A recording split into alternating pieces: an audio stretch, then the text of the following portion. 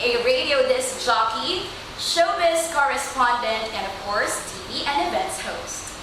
Actually, this is my first time to try eyelashes na extension. Kasi before, sinasabi sa akin ng mga friends ko na talagang masakit siya sa mata. So, ako, konting sakit lang, hindi ko kaya. Tsaka hindi ako masyado sa mga aesthetics.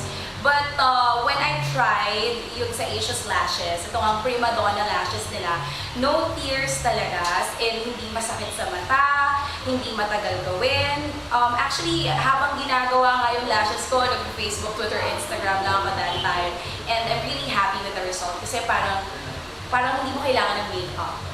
Hello, me! Ako po si DJ Jaiho mula sa isang FM radio station ng ABS-CBN ng MOR 101.9, my only radio for life. Naku, para sa akin itong Asia's Lashes Prima Donna, talagang sobrang bongga nito. Talagang bagay na bagay, lalo na sa akin. Kasi yung gigising ka sa umaga na parang pakiramdam mo, ready ka na kagad to party, ready ka na kagad para sa show mo.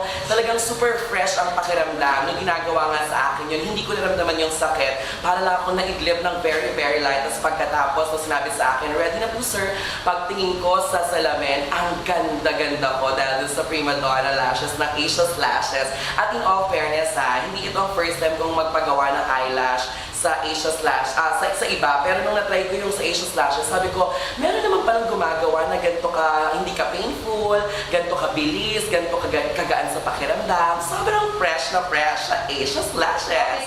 Hello! Sa lahat ng mga kamarkadang mga kapamilya natin, iniimbitahan ko po kayong lahat at sinasabi ko sa inyo na kailangan magpalagay na rin kayo ng Prima Donna eyelash extension sa Asia's Lashes para lahat kayo ay talaga nga namang pack na pack pagising sa umaga hanggang sa gabi. Paulit-ulit lang yan. Pero gusto ko lang din sabihin sa inyo, sabi nga ni Tyra Banks, always smile. So smile in your eyes.